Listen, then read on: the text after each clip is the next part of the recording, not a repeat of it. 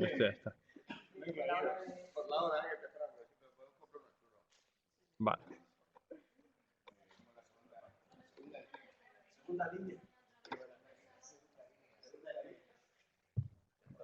Pues en principio esto ya está. Bueno, déjame que firme que luego nunca. Sí.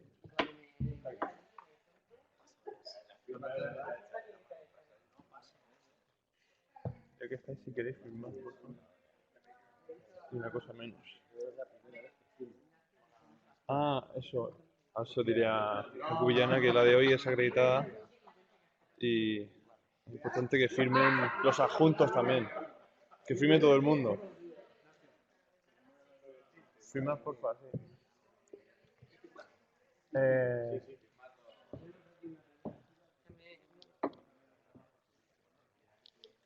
José Domingo, insiste si quieres también en que firme, insiste también si quieres en que firmen todos los adjuntos, porque hoy es acreditada. La de hoy la hemos acreditado. Entonces,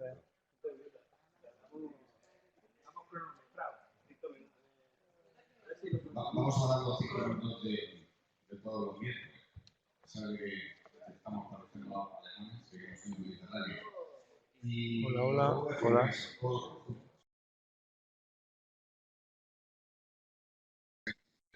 No sé.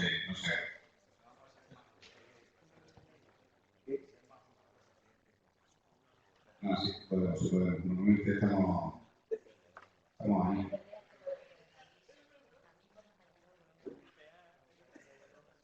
Estoy un poco preocupado. Parece que la primera fila son todos para hablar. Pues lo que pediremos bocadillo, eso de la 1:30 o algo. ¿Cero?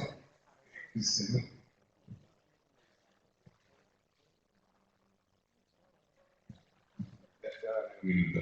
No voy a dar tiempo, voy a dar un par de minutos.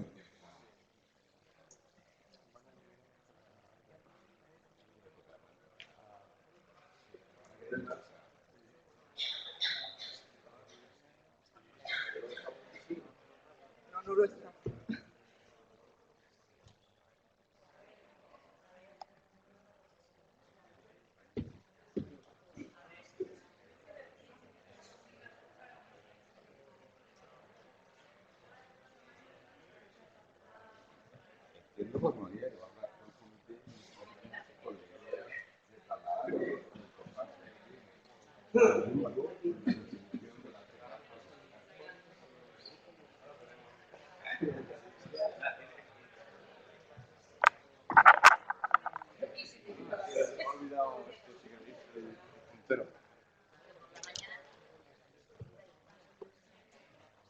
Bueno, buenos días.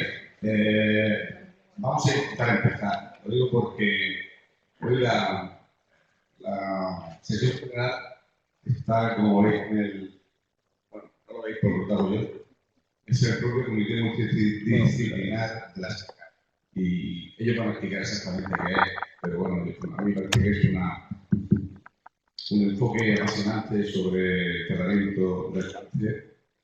Y aunque ya hemos dado una charla sobre esta materia, creo que es importante que que los integrantes del grupo que están trabajando para conseguir que esa posibilidad terapéutica la tengamos en el hospital, pues puedan explicarnos cuál es la situación. Desde la hematología a la dirección, a la pediatría, bueno, no sé el orden, pero pues sí, el orden es empezando por la directora. Empezamos ya. Empezamos, sí. Bueno, buenos días a todos. ¿Toma? Ahora, buenos días a todos. No asustaros que somos muchos ponentes, pero vamos a ir rápido. La idea es que es una sesión muy multidisciplinar porque realmente así lo requiere estos tratamientos. Desde el punto de vista de la dirección, Yo solamente quería, porque realmente los ponentes, los profesionales que van a llevar estos tratamientos son ellos, pero desde la dirección nuestra presencia viene a significar que creemos en este proyecto, que para nosotros es una prioridad, que creemos que es una prioridad también a nivel regional, que tenemos que tener en este hospital este tratamiento, concretamente en este hospital, que el equipo está muy cohesionado, se está trabajando mucho, muy bien, por estar a la altura de lo que va a venir. Y bueno, solamente voy a dar una breve introducción en el que la mayoría de vosotros ya sé que conocéis un poco las terapias, pero para los residentes, a lo mejor más nuevos o quien no lo conozca, deciros que es una terapia muy avanzada en la que se interaccionan 3 tipos de tratamientos: terapia celular avanzada, terapia génica e ingeniería tisular, que es un tratamiento que lleva muy poco tiempo a nuestra disposición. Realmente empezó en el 2009, para que veáis los datos. En el 2009 se crea el Comité de Terapias Avanzadas Europea. En el 2010 es cuando se regula el procedimiento para los tratamientos fabricados industrialmente.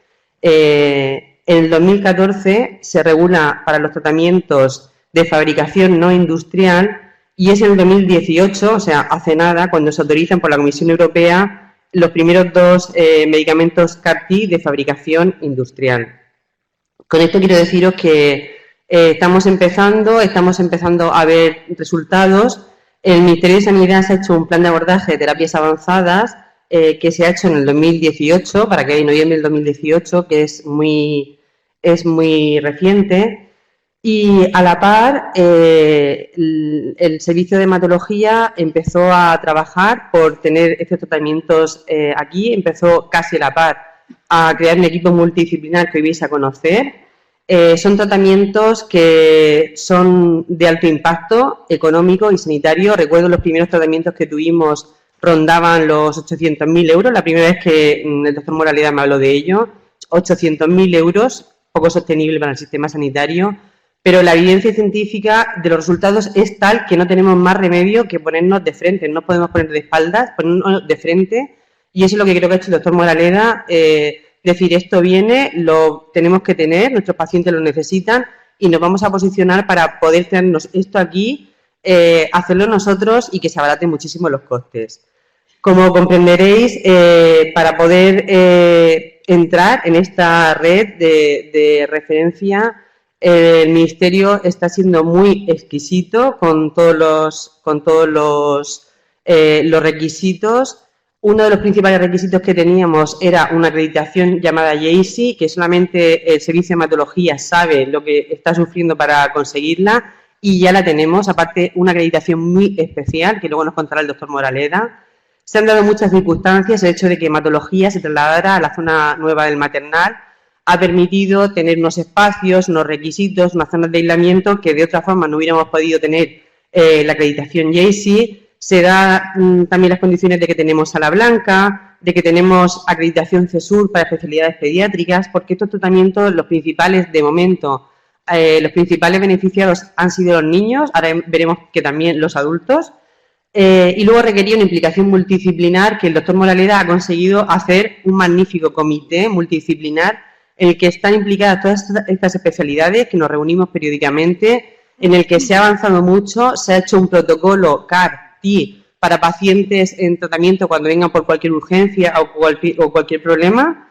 A la misma vez tiene un montón de subcomités y, como veis, es un trabajo espectacular el que está haciendo para poder acreditarnos y para poder ser referencia. En las últimas, el Ministerio ha hecho una ordenación un poco dispar de los centros que son referencia para estos tratamientos. En esa primera ordenación no hemos entrado, pero estamos convencidos que en la segunda, que va a ser dentro de unos meses, sí que vamos a estar. La Comunidad de Murcia nos apoya, cree que esas terapias tienen que estar aquí, y, por supuesto, la dirección también. Así que le doy la palabra al doctor Moraleda, que es quien va a contar realmente qué es esto. Gracias.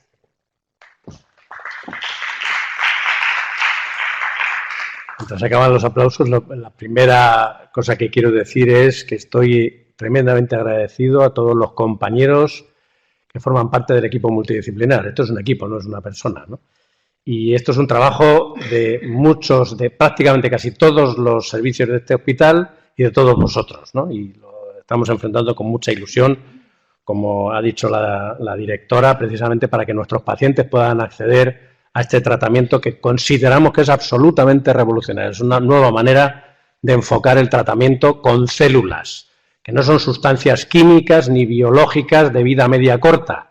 Son tratamientos con medicamentos vivos que pueden durar toda la vida, de manera que pueden curar enfermedades. ¿Qué son las células CAR? Pues biológicamente son linfocitos T autólogos, también pueden ser halogénicos, pero de momento son autólogos, se recogen del mismo paciente, que expresan un receptor antigénico quimérico dirigido contra un antígeno tumoral. Esto lo hacemos mediante ingeniería genética, es una terapia inteligente. Físicamente lo que vamos a ver es estas bolsas, ¿no?, que son una suspensión celular de este tipo de células modificadas, y regulatoriamente son una terapia celular somática avanzada. El mismo nombre lo indica, son terapias, nuevas terapias individualizadas, personalizadas y anizadas.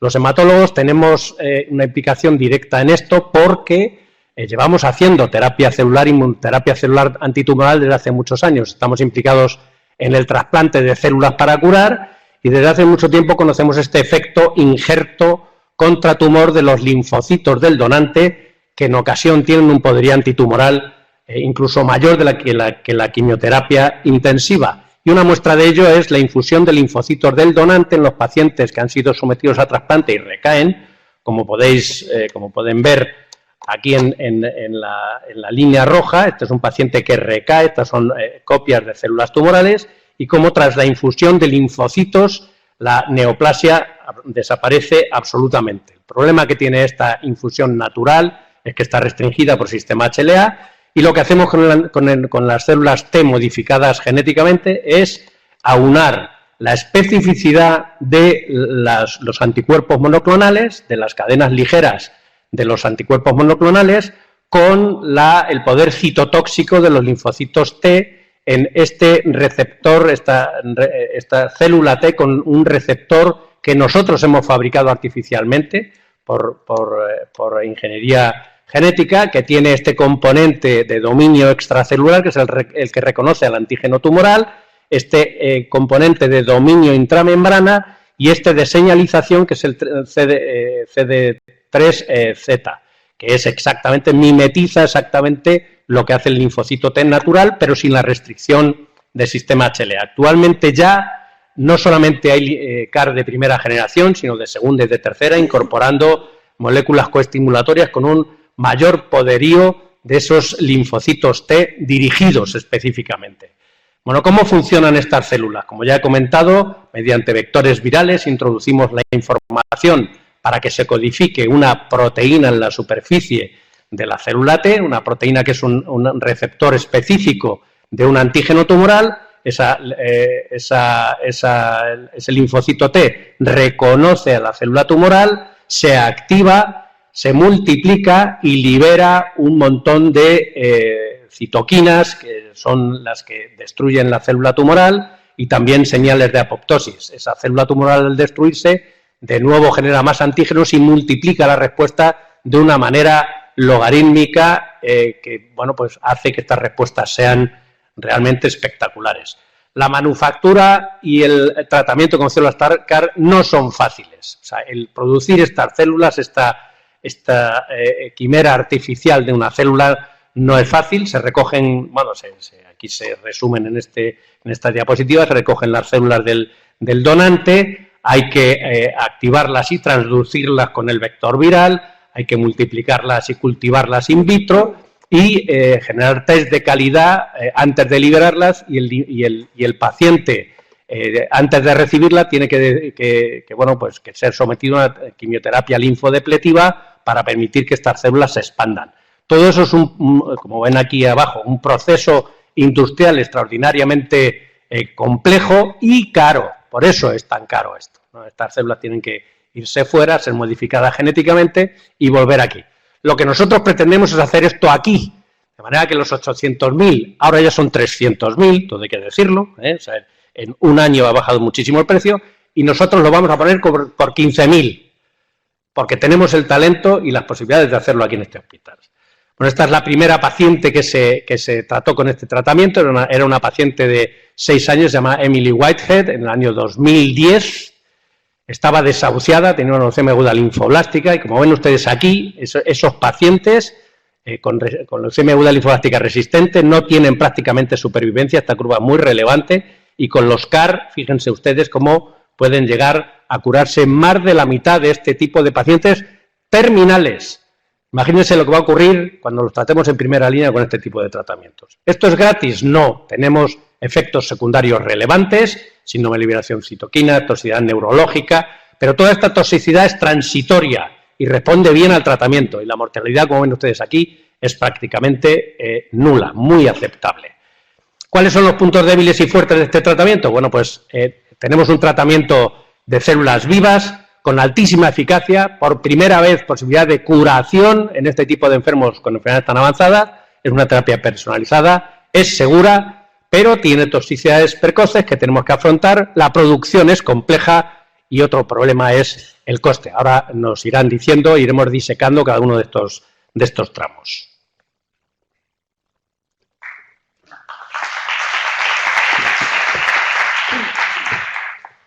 Sí, buenos días. Yo os voy a hablar de los resultados de los CAR-Ts.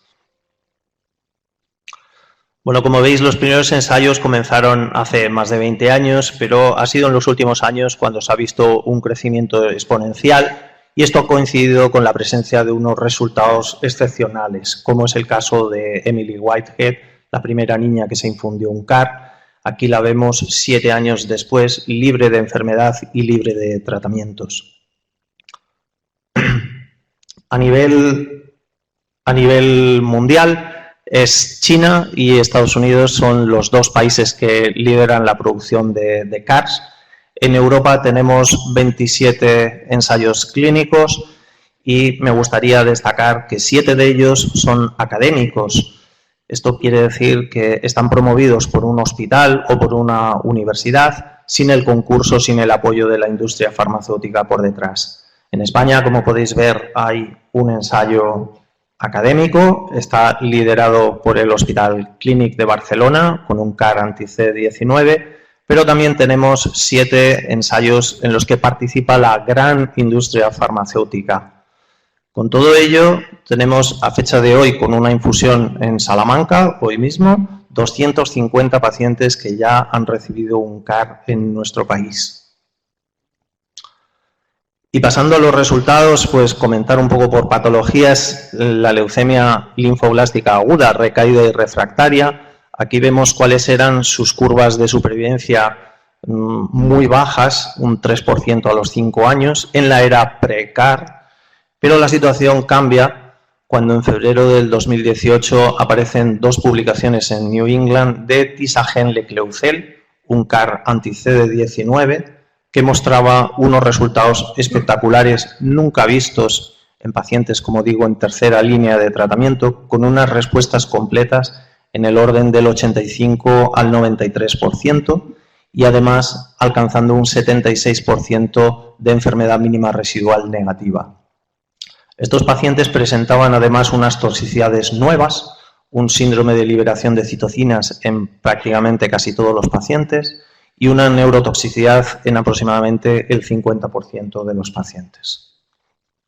Aquí vemos las curvas de supervivencia global, ya casi con 2 años de evolución, y son muy diferentes de la que os presentaba en la era pre-CAR. Cambiando de patología, con respecto a los linfomas agresivos, linfomas de célula grande B y linfomas primarios mediastínicos recaídos y refractarios, terceras líneas también. Vemos el estudio SCOLAR-1 que nos muestra las supervivencias globales muy bajas, como veis, y la situación cambia también en diciembre de 2017 con la publicación de 2 artículos en New England con 2 CARs anti-CD19 diferentes, Acicaptagen-Filoleugel y Tisagen-Lecleucel. Existe un tercer constructo, un tercer CAR de otra industria farmacéutica que no tiene todavía la autorización, la comercialización, que es el Lisocel. De cualquier forma, los resultados globales son similares, entre un 40 y un 55% de respuestas completas, tercera línea, recuerdo, y aunque son unos resultados muy prometedores, no llegan a los resultados tan espectaculares que se observaban en la leucemia linfoblástica aguda. Las toxicidades son también un poco menores que las que se observaban en las leucemias linfoblásticas agudas, tanto en síndrome de liberación de citocinas como en neurotoxicidad. Y aquí vemos lo que serían las curvas de supervivencia libre de progresión ya a 24 meses de los estudios pivotales. El Juliet en el caso del Tisacel y el Zuma-1 en el caso del Axicel. Resultados muy diferentes a las curvas de la era pre-CAR, como os he enseñado.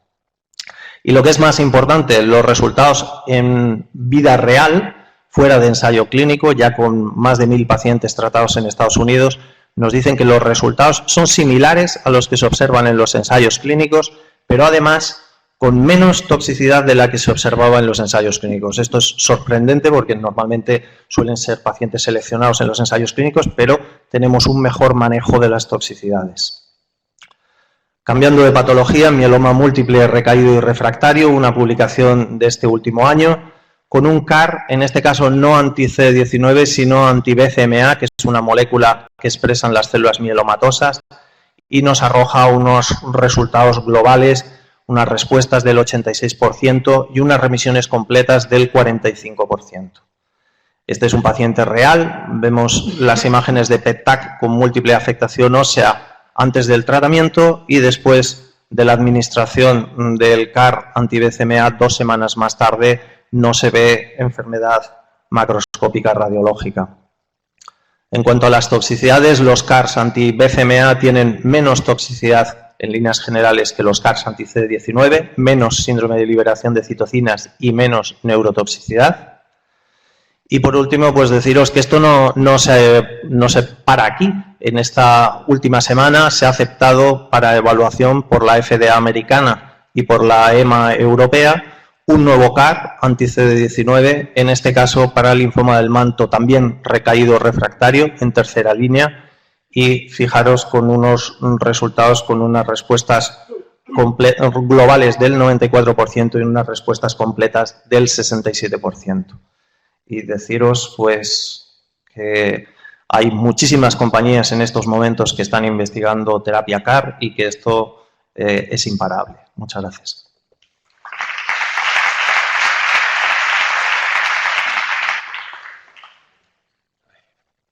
Buenos días.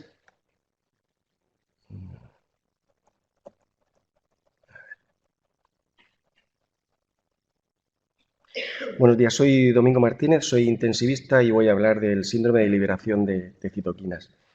Podemos definir este síndrome como el conjunto de síntomas inflamatorios que ocurre por la activación y quizás algo desmesurada de los linfocitos T, linfocitos B, los monocitos, macrófagos, los natural killer, al contactar con la célula diana y que provocan una tormenta citoquímica que puede provocar desde un cuadro pseudogripal, simplemente con fiebre, con taquicardia, con mal estado general, a un auténtico síndrome de respuesta inflamatorio sistémico, con fracaso multiorgánico, incluso con el fallecimiento del enfermo. De toda esta tormenta citoquímica resaltaría la interleuquina 6. Niveles elevados de interleuquina 6 están relacionados con cuadros más agresivos de este síndrome de liberación de citoquinas. ¿Y cuándo puede ocurrir este síndrome? Pues en las primeras 24 horas de la infusión del CARS o incluso a los 20 días posteriores.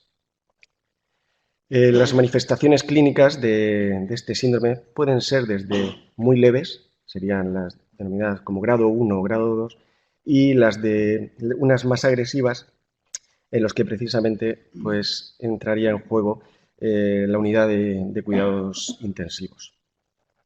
¿Cómo puedo sospechar que un enfermo está desarrollando un síndrome de liberación de citoquinas.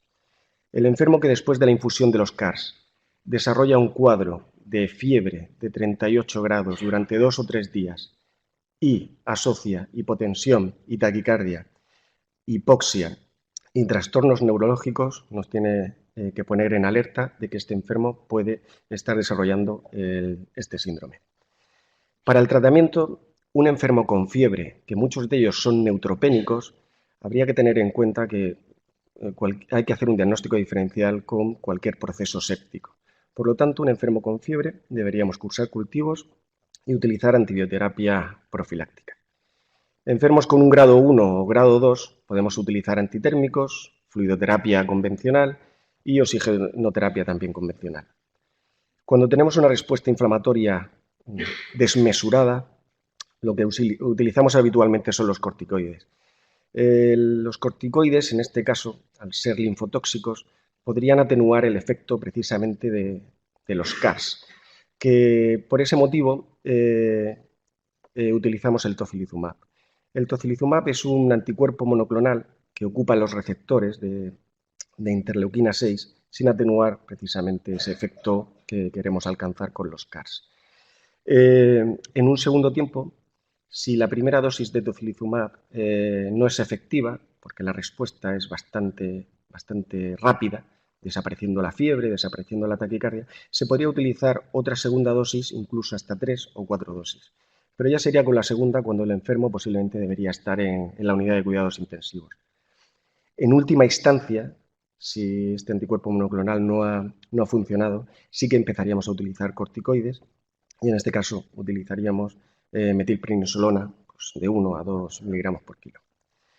El síndrome de lisis tumoral, igual que el anterior, pues no deja de ser un reflejo de una destrucción masiva de células tumorales. ¿Y cómo sospecharemos que nuestro enfermo está desarrollando este síndrome? Bueno, encontraremos en sangre, pues sobre todo iones intracelulares, ¿no? que se liberan al torrente sanguíneo y encontraremos una analítica con hiperuricemia, con hiperpotasemia, con hiperfosfatemia y secundariamente con hipocalcemia. Si además asocia insuficiencia renal, que se debería a la precipitación de cálculos de ácido úrico y de fosfato cálcico, si asocia además crisis comiciales, posiblemente por la hipocalcemia, o arritmias por la hiperpotasemia, pues podríamos decir que estamos presentando, nuestro enfermo tiene un síndrome de lisis tumoral. ¿Y cómo lo trataríamos? Con hiperhidratación, sobre todo, asegurándonos antes de poner diuréticos que el espacio extracelular está replexionado. Si el enfermo tiene bajo riesgo o baja carga tumoral y se piensa que el ácido úrico no va a subir mucho, se podría utilizar allopurinol. Y si no es así, si se piensa que va a haber niveles de ácido úrico más elevados, empezaríamos a utilizar rasburicasa, incluso de forma preventiva. Y deberíamos evitar la alcalinización de la orina, porque si bien favorece la solubilidad de los cálculos de ácido úrico, puede precipitar los de fosfato cálcico y eso puede empeorar la insuficiencia renal. Para el tratamiento del síndrome de lisis tumoral, no os digo nada nuevo, la hiperpotasemia sabemos tratarla, la hipocalcemia con aporte de calcio y cuando los trastornos hidroelectrolíticos son muy importantes, pues deberíamos utilizar terapias de reemplazo renal, tipo hemodiálisis o hemofiltración.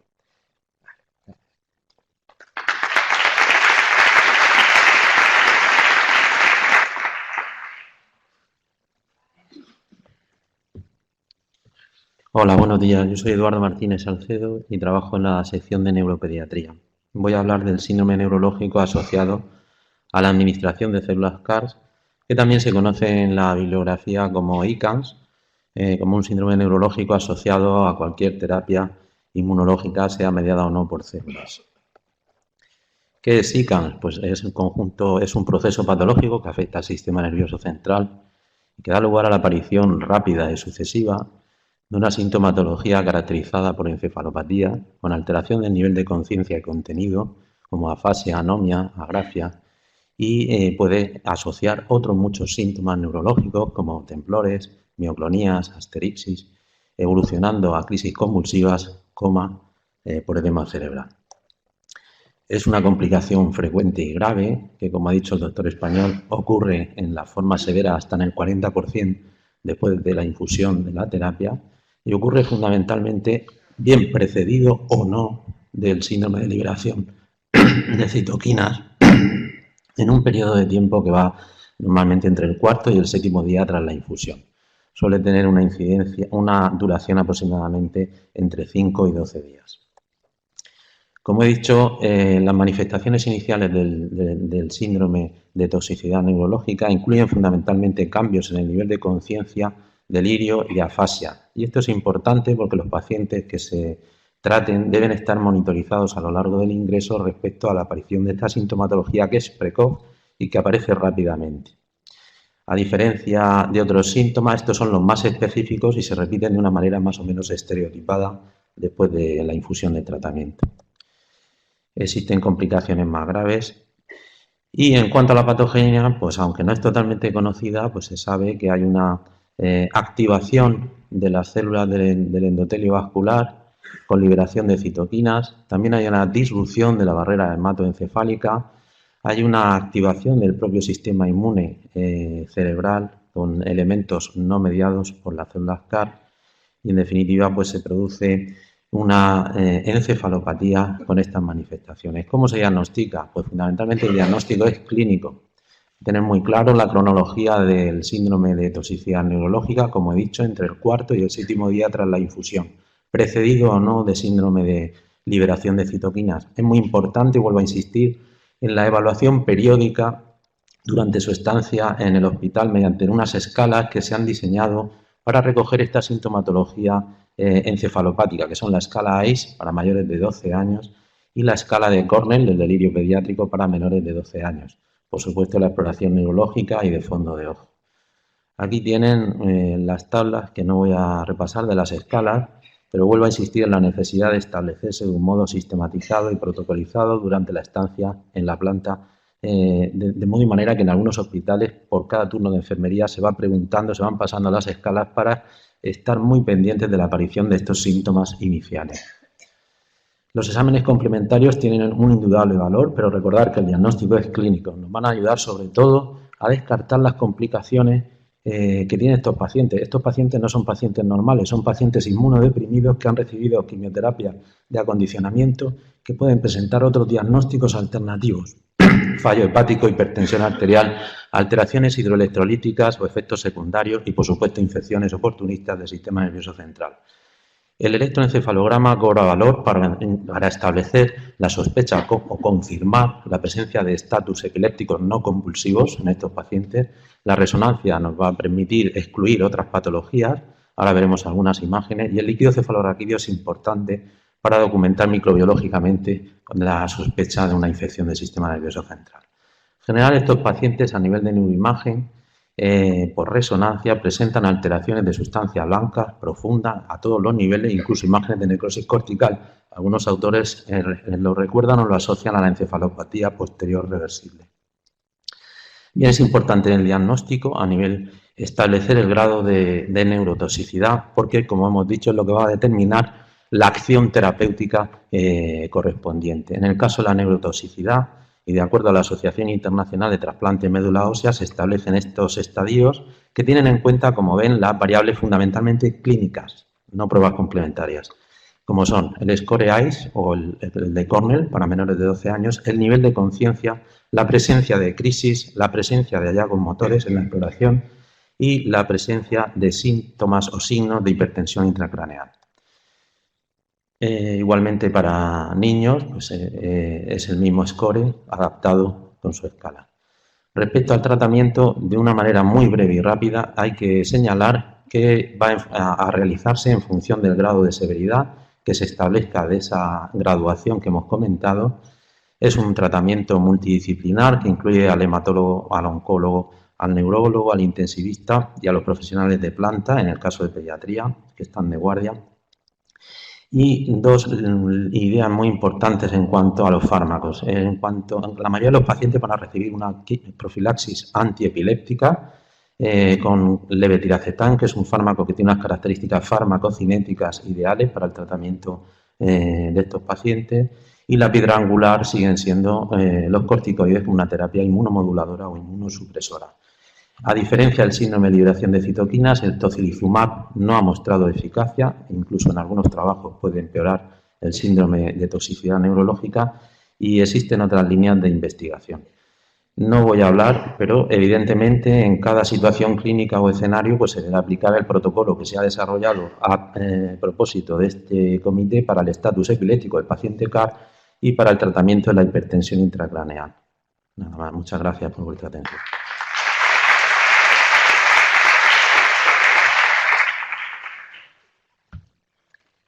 Bien, buenos días. Cuando hablamos de tratamientos con células CAR-T, estamos hablando de un procedimiento complejo que podemos esquematizar mediante una serie de procesos clave que van desde la selección del paciente candidato a esta terapia hasta su seguimiento y monitorización a largo plazo. Dentro de estos procesos clave, aquellos que van desde la aféresis del producto de partida hasta la infusión al paciente son procesos en los que la cadena de custodia es clave. Y esta cadena de custodia debe incluir dos aspectos fundamentales. La conservación del medicamento, del producto de partida y del medicamento, que se debe hacer por criopreservación a menos 120 o menos 150 grados. Y fundamental, la trazabilidad del producto. No olvidemos que hoy por hoy estos medicamentos son absolutamente individualizados.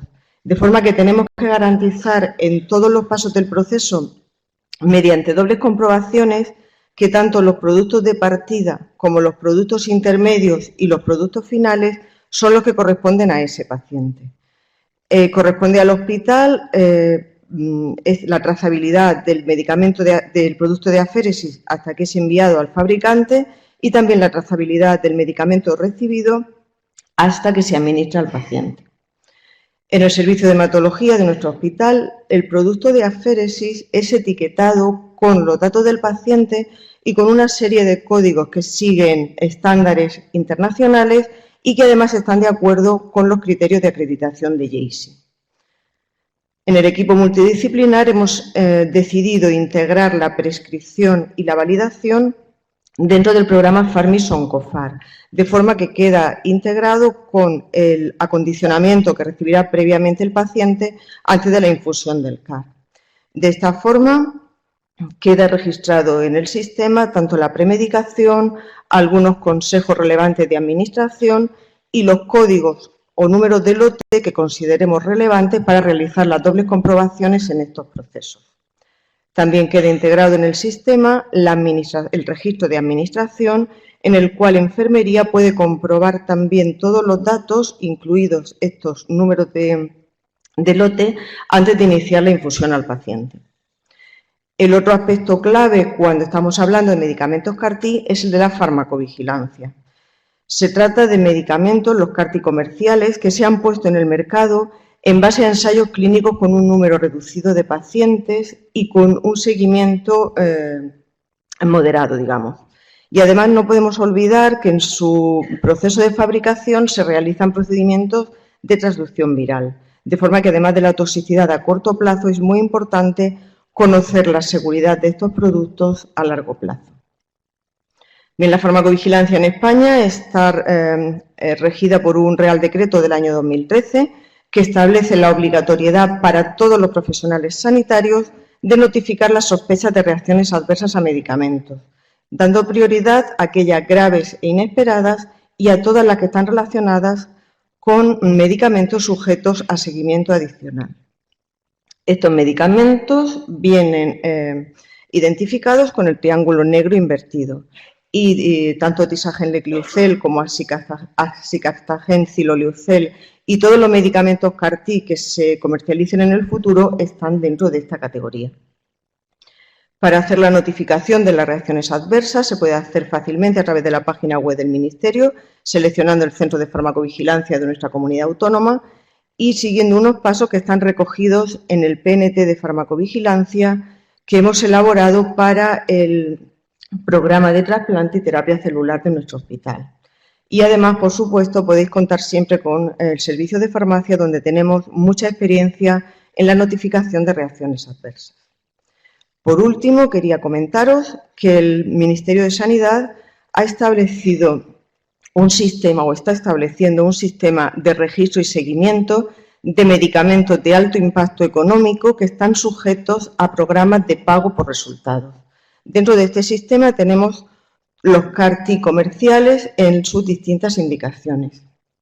Cuando accedemos a uno de los programas, por ejemplo, Tisagen-Lecliucel en leucemia linfoblástica aguda, podemos descargar o visualizar todos los datos del protocolo farmacoclínico, acceder a los pacientes activos de nuestro centro e introducir los nuevos pacientes.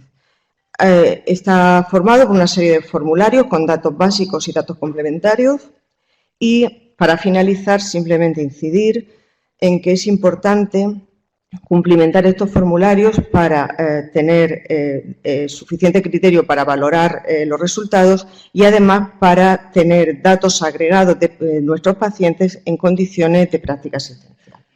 Gracias.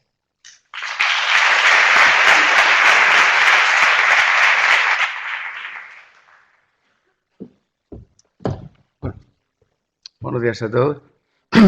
Bueno, ya, doctor Morera, ya hemos puesto un CAR, ¿no? Ahora el papel de las puertas de urgencias, precisamente como todos podéis imaginar, será recibir a un paciente que ya ha recibido la terapia, o sea que ya lo hemos conseguido. Y ahora hablo en nombre de Carmen Solano, que lleva las urgencias del infantil, y mía propio de la urgencia de adultos. ¿Por qué? Pues porque los pacientes, aunque normalmente yo creo que los primeros pacientes van a ser del área del infantil, el punto de corte de nuestra asistencia sanitaria son los 14 años infantil y 14 años en adelante adultos. De este punto de vista, hablo en nombre de los dos. El protocolo es similar en los dos servicios, solamente diferimos en la edad y quizá en algún especialista que está presente en pediatría y es diferente a lo mejor en su nomenclatura en el adulto. El código, aquí pone toxicidad CAR. El código, cuando lo veamos ya escrito, difundido por el hospital, cuando todos estemos familiarizados con él, se llamará TOX-CAR-T. TOX-CAR-T. ¿Por qué? Hablábamos al principio de llamarle CAR-T. No, porque el código de acción, el protocolo de acción diagnóstica inicial en las puertas de urgencias, cuando vienen ya enfermos encontrándose mal entre las 24 horas y el 10º día de la terapia, es toxicidad, hasta que se demuestre lo contrario. Ahora diré algún matiz de eso, pero es toxicidad. Por lo tanto, el código de acción, igual código ICTU, otros códigos que tenemos, código SESI, este será TOX-CAR.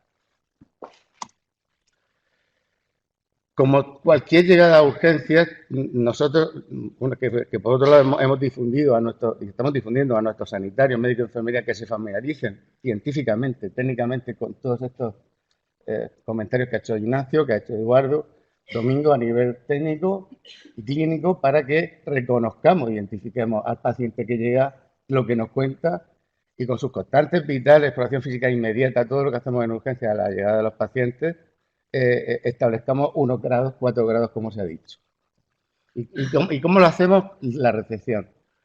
Pues llegan siempre los pacientes o en una ambulancia o por iniciativa propia. Ellos están ya leccionados por los hematólogos que han puesto el tratamiento de que les puede pasar algo. Y no en un porcentaje desdeñable, como hemos visto. Entonces, a nivel ya de triaje o de las camas, o ambos a la vez, el paciente se va a someter a una valoración rápida de sus constantes vitales, etcétera, como se hace una historia clínica rápida, valoración primaria y secundaria que se hace en todos los pacientes en urgencias, sobre todo si son pacientes con riesgo, como son estos, y colaborando con celadores, enfermeros y el médico adjunto responsable, se hace esa valoración inicial rápida del paciente.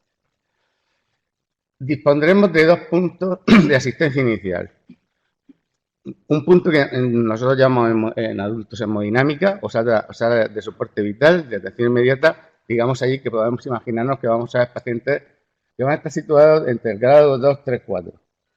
Y entre el grado 1, 2, que no precisa a lo mejor un soporte vital, ni una RCP, ni nada, de forma inmediata, tendremos una sala de aislamiento menos técnicamente preparada, pero bien preparada para asistir al grado 1, 2.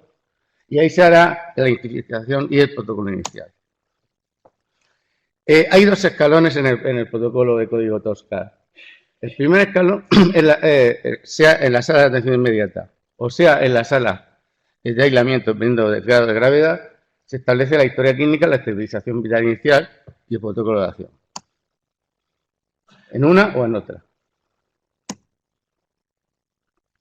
Una vez estabilizado el paciente, hay unas analíticas que vamos a hacerle a todos, que son estas, y unas pruebas de imagen que normalmente serán placa de tórax y escáner cerebral, mientras que hacemos una valoración en segundo escalón, contactando con unos diversos especialistas que han estado aquí, con el fin de mandar al paciente a la UCI o a la planta de hospitalización. Estos especialistas tendrán todos buscapersonas, lo vemos aquí. El único matiz es que el oncólogo infantil sería el de pediatría y el hematólogo, en nuestro caso, de adultos, junto con neurólogo, radiólogo, laboratorio y farmacia. Muchas gracias.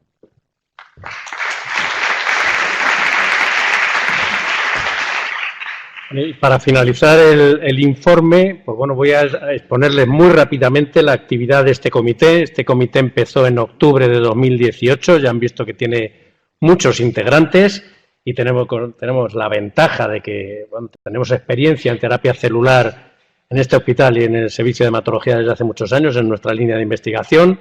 Hemos realizado una serie de actividades que tiene este decálogo, fundamentalmente un compromiso directo de la institución en el proyecto de la dirección, la creación de los equipos multidisciplinares que ya tenían un cierto entrenamiento previo, el equipo clínico patológico, definir el proceso asistencial, el sistema de gestión de calidad, que ahora les diré brevemente, la formación y la recogida de datos, como ya nos han anunciado, aparte de nuestra candidatura al Ministerio para poder administrar esta terapia. El organigrama lo ven ustedes aquí, es un organigrama complejo y ha sido facilitado por la ubicación en la hospitalización el área de hospitalización de trasplante y terapia celular en el materno-infantil muy recientemente, que nos ha permitido tener espacios para poder tratar este tipo de pacientes, tanto ingresados como ambulatoriamente. Hemos disecado el proceso y hemos hecho PNT de cada uno de los puntos del proceso, que ha sido un asunto relevante, un trabajo muy importante por parte del equipo multidisciplinar, que ven ustedes en la pantalla. Prácticamente todos los servicios del hospital están implicados, lo cual es muy satisfactorio, y los que no están lo estarán. Hemos realizado subcomités, tenemos subcomités específicos de trabajo que tienen sus programas de trabajo también completos, y hemos puesto en marcha estándares de calidad. En este caso hemos apostado por un estándar de calidad europeo, el JACI, pero también SCAT ONT de la Organización Nacional del Trasplante, con una peculiaridad, que es que no es solamente para trasplante, es para la infusión de células inmunoefectoras, como ven ustedes aquí abajo a la derecha. Será el primer hospital en España que tenga esta acreditación. Hay otros que tienen acreditación JACI para trasplante, pero no para células inmunoefectoras. Este será ese primer hospital. Bueno, las acreditaciones, como les he comentado, están en marcha. Estamos a punto de recibir la autorización JACI. Ya hemos hecho una inspección de las autoridades regionales que se han mostrado muy satisfechas con lo que hemos trabajado. Tenemos además una sala de producción celular. Esto nos permite hacer, hay exactamente 6 en España, esto nos permite hacer productos celulares locales, que es lo que nosotros pretendemos, no comprarlos, sino hacerlos, generar ciencia y poner este tipo de tratamientos baratos a los pacientes del Sistema Murciano de Salud, a los pacientes del Sistema Nacional de Salud. Esto nos permite producir células a escala clínica, y además tenemos el apoyo de la red de terapia celular que coordinamos en este hospital. Esta es una red del Instituto de Salud Carlos III que tiene 32 grupos, más de 400 investigadores, que se dedica precisamente a promover la investigación en terapia celular translacional para que estos tratamientos puedan llevarse a los pacientes. Y hemos hecho bastantes ensayos clínicos ya de terapia celular, ya tenemos experiencia en este tipo de tratamientos. Eso nos permite acceder a esto, que son los CAR académicos. En estos momentos en España no hay uno, hay 2 CAR académicos funcionando, uno para leucemia linfoblástica y otro para mieloma múltiple, en el cual este hospital está incluido, y vamos a poder empezar a incluir pacientes en el mes de marzo. En estos momentos se está firmando ya el contrato con la dirección. Por último, recordarles esto, me parece que es un asunto bonito. Esta es una paciente, como ya se ha repetido, desahuciada, que ha conseguido llegar a la adolescencia, además es guapísima, y a la derecha, no es solamente ella, se ve la curva de supervivencia de este tipo de pacientes. También tengo que decirles, esto no lo habíamos visto nunca antes, también tengo que decirles que aunque es fundamentalmente en terapias ahora mismo hematológicas donde se ha tenido mayor éxito, están haciéndose CARs contra, pues por ejemplo, los fibroblastos para disminuir la fibrosis cardíaca, insuficiencia cardíaca, que no tiene tratamiento. Hemos visto aquí en sesiones que hay dificultades en la insuficiencia cardíaca. Este tratamiento podía ser de mucha ayuda en la insuficiencia cardíaca. Neoplasias sólidas, importantísimo. Hay ya CARs diseñados para glioblastoma, para cáncer de colon, etcétera. Llegarán. Se trata de encontrar el antígeno específico y diseñar el anticuerpo o el antígeno y diseñar el CAR específico para tratar este tipo de enfermedades y utilizar ya sea linfocitos T, ya sea células NK. Se acaba de publicar hace 2 semanas un estudio del Anderson con CAR NK con una eficacia altísima sin efectos secundarios, sin síndrome de liberación de citoquinas. O sea que esto ha venido para quedarse y es tratamiento para muchas enfermedades y nos abre una nueva esperanza con este tipo de células, es curar con células. Este tipo de tratamiento es el máximo exponente de medicina personalizada. Su implementación requiere, como hemos visto, un enfoque multidisciplinar en el cual estamos todos colaborando y, desde luego, este hospital está preparado para afrontar ese desafío y es un proyecto de todos nosotros. Muchas gracias.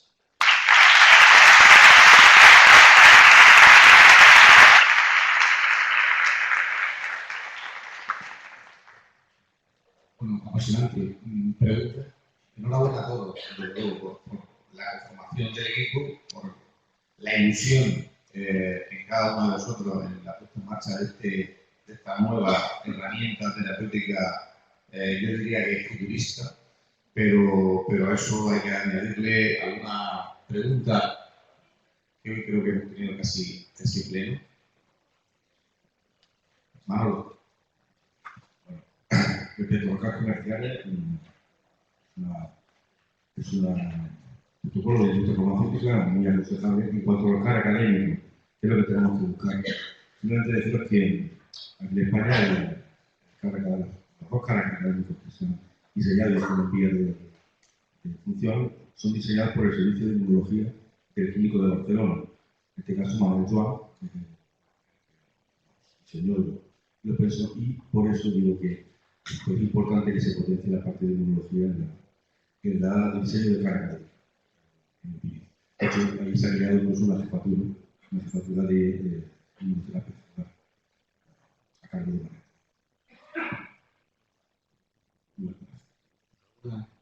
Manuel. No, estoy totalmente de acuerdo. Es decir, como ya he expuesto, o sea, el Servicio de Inmunología, como tantos otros, tiene un papel fundamental en este proyecto y es crítico tanto en los diseños de CAR académicos como luego en el seguimiento del CAR, ¿no? O sea, el CAR se puede extinguir, hay muchas síndrome de liberación de citoquinas que hay que controlar. Hay que controlar si la célula vive más, menos, si se pierde el CD19, la especificidad del antígeno. Sin ningún tipo de dudas, el servicio de inmunología es crítico para el desarrollo de estas terapias, de estas nuevas terapias. Estoy completamente de acuerdo. Pero también todos los demás, ¿eh? Muy bien. Os ha quedado clarísimamente, o no hemos quedado que lo había explicado, ¿no? Prefiero que hagan la primera, que nos lo había aclarado todo. Gracias. Gracias y buenos días. Buenos días.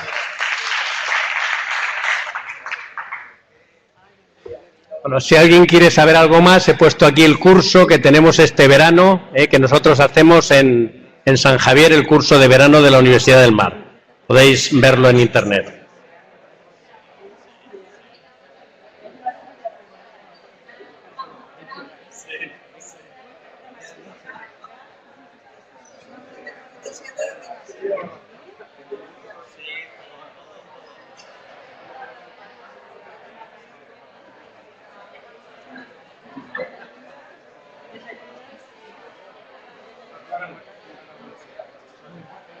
Ya,